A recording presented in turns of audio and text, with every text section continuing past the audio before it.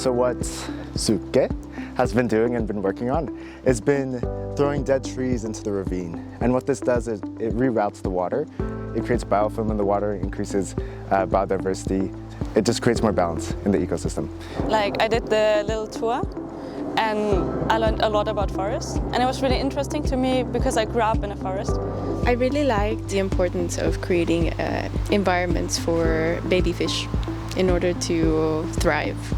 What surprised me was that dragonflies here had a 2-year life cycle. So I didn't know that they spent their first year in the waters just growing. They skip the cocoon phase and go straight into flying out of the water in their second year.